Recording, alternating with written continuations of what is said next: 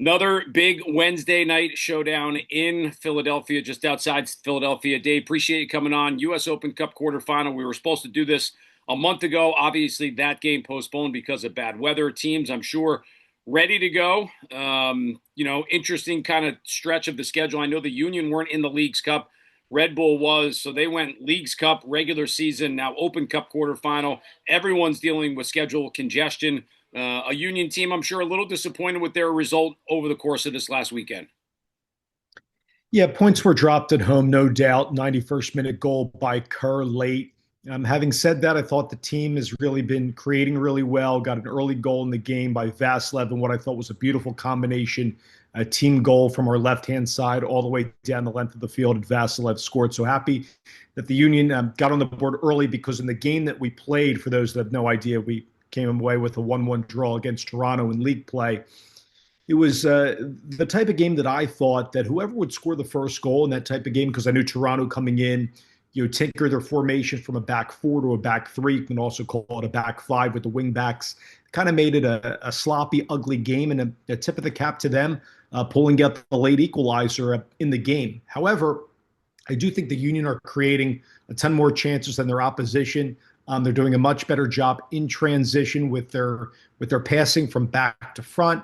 And then I would say that though the team's still in first place, and I think the sentiment around Union fans right now is, yes, seeing that Cincinnati had a red card in their game, Charlotte won on the road, Miami lost to Orlando. There was a chance to get a couple more points of a cushion leading up into the home and home against the Red Bulls for the Open Cup and league play on Saturday. So all in all, we're unbeaten in the last 5 games. I think spirits are still good around the team. These guys are very close, and we're looking forward to this Open Cup game, and hopefully the weather will be great tomorrow. Dave, you mentioned chances created for this Union team, and certainly the thing when I look at the Union roster, and obviously we played you guys or earlier this year because it was supposed to be 2 games in Philly, the one the quarterfinal postponed. I'm impressed with the depth and the number of pieces that are in the attack. So in a particular case, if somebody, for whatever the reason, is having a night off or goes 60 minutes and starts to lag a little bit, the options are there up front for Bradley Carnell.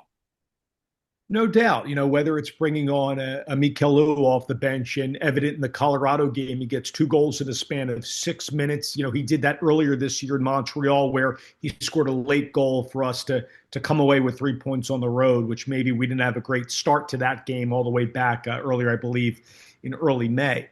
Against you guys, what's it now, 4 or 5 games ago was a 2-0 win. Vasilev scores off of a beautiful corner swung in by none other than Kai Wagner, who I think a lot of people know in the scout we've been very good on set pieces. A lot of it has to do with Wagner's left foot, and also the guys that are creating that separation, in the box, whether it's pushing, whether it's just being left unmarked, but getting on the end of those set pieces has been very, very good for this team moving forward. And then it's our recent signing coming in from Europe, also with San Diego this year, in Milan Ilaski, played 3 years at UCLA, a product of the Red Bulls, the RSL Academy system, not Red Bulls. But he's been fantastic. He had 4 goals in a game against Vancouver earlier this year. So he's a guy that's a proven guy in MLS, albeit came in with 14 games played with San Diego. He's a good finisher. He can play at the number 9, number 10 positions. And then you have, guys in the midfield, whether we play Lukic, Stanley, or Jesus Bueno there. There's some questions maybe for the Union as far as center back depth. Wagner's always going to be a mainstay on the left. Will it be Westfield or Harriel over on the right-hand side? And you also have Quinn Sullivan with his services and with his trickery and a majestic play and the step overs and the good crosses that he accomplishes so well at the 10 with Indy Vasilev. So the versatility that you're speaking of, the depth, I believe has aided us to being in that top spot as we talk about this game right now.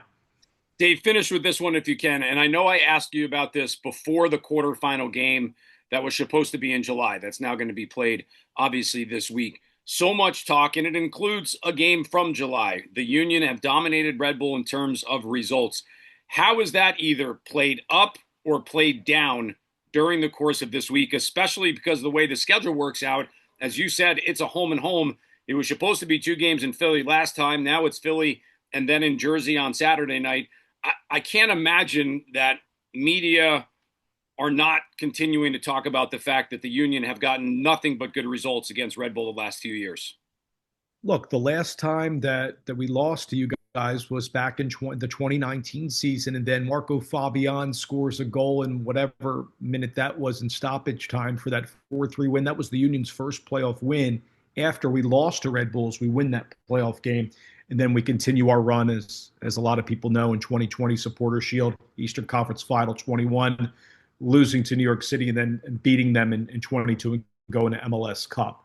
I would say that it's definitely on the mind of media fans on this unbeaten run we have over the Red Bulls. So I can say as a commentator for the team and knowing the guys and the staff like I do, that they are revved up as if there's so many new faces to this team and the staffs know each other. Of course, we all know Carnell with his history with the Red Bulls as well. That it's respected the type of matchups that we've had in the past, and we acknowledge that we're on this unbeaten run across all competitions against New York. But I think it's like it's 0-0 going into the Open Cup game for me. That's my opinion. And I think also there's that distaste in the mouth after dropping some points on Saturday against Toronto. And I think that doesn't help out the Red Bulls in this matchup. And I would say both teams, it's a quarterfinal game, right? Both teams are going to go after it. I expect both strong lineups from both sides coming into this one. Do I think the schedule that you referenced a moment ago, us not playing Leagues Cup, you guys having that? We had a friendly against Eintracht Frankfurt that I thought was a very entertaining 2-2 draw where everybody played, which I thought was fantastic for the game. So I think we're going to start off. We have to start off really, really good against you guys. We know both teams are going to press really well. We know counter pressing is going to be paramount. I think we outshot the Red Bulls back on that game on July 12th, and we won 2-0, like 17-8. I'm not trying to put so much into the stats other than revisiting a little bit of that game. We created a little bit more opportunities than the Red Bulls, but the Red Bulls did have some chances to crack in. I think one late in the game on a Forsberg restart. That was very close with Nealis, your center back. So, look, I think that the Union can score in multiple ways, whether it's set pieces, transition, which I said earlier, the team's continuing to sharpen, combination play. I think that helps.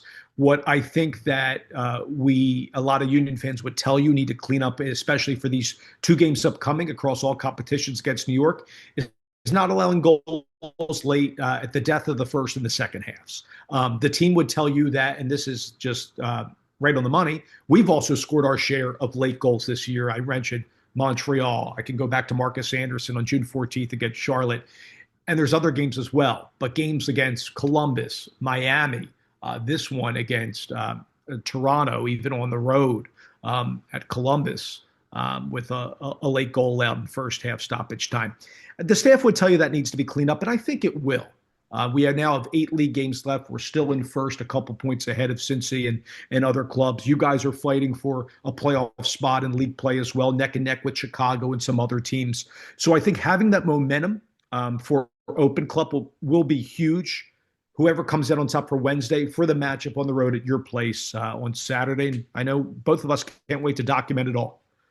We'll see what happens about, I don't know, 28 hours from now. Dave, appreciate you hopping on. You're the best, my friend. Look forward to seeing you in just Right back. a day or so. Yeah, right back at you and Jolly, and have a wonderful call.